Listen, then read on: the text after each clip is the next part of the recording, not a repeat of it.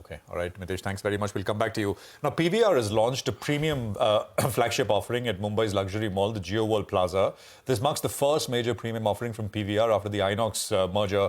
In fact, the property is described as the link between the two. CNBC-TV18's Rachna spoke with Ajay Bijli, a promoter of the company, about the Maison Inox upcoming releases and the much-debated passport scheme which PVR introduced. Listen in.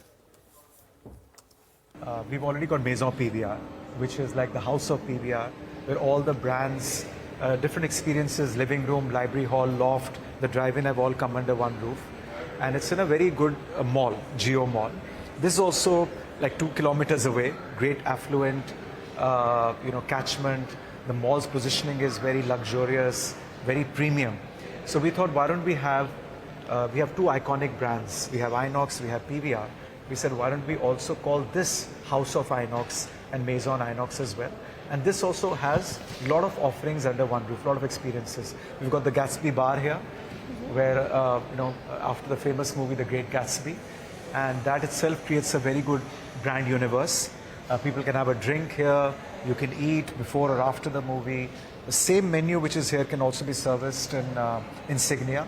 We have 2 luxury screens of Insignia here. That's one experience. And then we've got, obviously, the famous IMAX, which is a big screen format, makes any movie bigger and more impactful. And then we've got very high quality 3 premium screens as well in another area that we have called Galleria.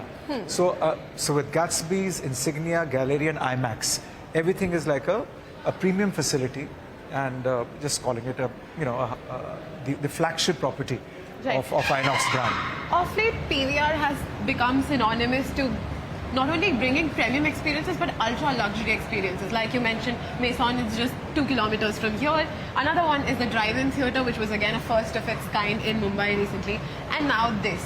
Are we actually targeting just premium segments? Are you looking out to expand, especially with Inox merger coming in and Satyam merger?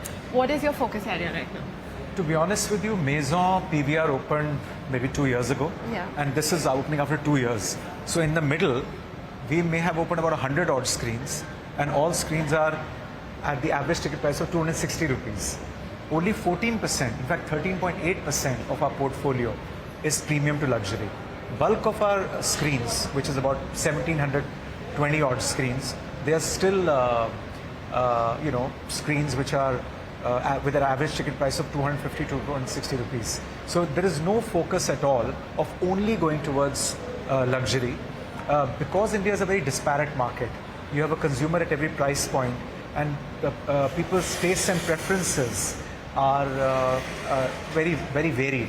We want to give a solution for every taste and preference. So people who like to see, on recliners, they want very good food, very good service. We have hospitality staff. There we have director's cut, Maison Inox, Maison PVR, Insignia. Other consumers who are sensitive about how much they want to pay, we have the normal mainstream cinemas. So, talking about average ticket price, we'd of course want to know what is the ATP for this particular property. But if we look at the focus of these geographies, like you mentioned, these 3 premium segments come in Bandra, in Mumbai. Where are the other 250, 300 ATP priced locations? Tier 2, Tier 3 cities, is that a focus? No, even every big city has various, diversity of consumers. You know that. Yeah. So, I mean, we have so many screens in about 115 odd cities. You can say, even in Bombay, we've got, Borivali, Kandivali, Malad, Mulund. The average ticket price is not so high at all. And, 115 cities, so about, I think 50% is tier 1, and then you go tier 2, tier 3. So, Ujjain, Nanded, Bhubaneswar, Dehradun, so many cities. So there the average ticket, Mohali we're opening as well. That's about 150 to 200 rupees. Great. Talking about encouraging cinegoers, last quarter we saw a massive rush with people flocking back to cinemas with Barbenheimen as a phenomenon, Gadar, and all of that sort of reflected on your balance sheet. It was a great quarter. Yeah. What is the expectation from here on for the next quarter and for the rest of the half of the year? Well, you see, we are a very volume-driven market. 1,400 films come through the system, and sometimes a big movie may not perform, so that's okay. because then a small movie may end up doing very well. So my expectation is that this is going to keep on happening. People have to look at the overall, overall performance of the company rather than movie by movie. Because as I said, sometimes smaller movies compensate for a big movie, and sometimes the big movies just hit the roof, like another level altogether. They go completely out of the park. Who would have expected 500 crore, 3 movies of over 500 crores, Pathaan, Jawan and Gadar 2. Even pre-COVID, something like that's never happened. So my expectation continues to remain the same. I think we will, like this month itself, we're opening with Animal and Sam Bahadur tomorrow.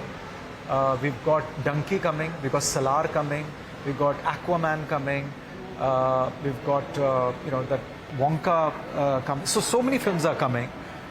So I'm expecting the footfall to be probably equivalent to the month of August, which was the best month we've ever seen. Another thing that was launched this year that sort of motivated all the cinegoers to take a PVR again was the PVR passport. Yeah. Would you like to explain how's the response been like? And also there's a lot of confusion with viewers. If you could explain how a user can use a passport to the best of its capability.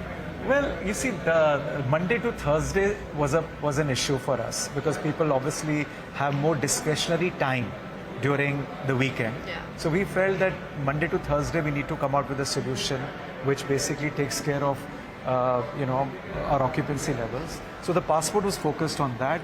It was also focused on people who have time during the week, but they are a little sensitive to how much they want to pay, and it worked out well.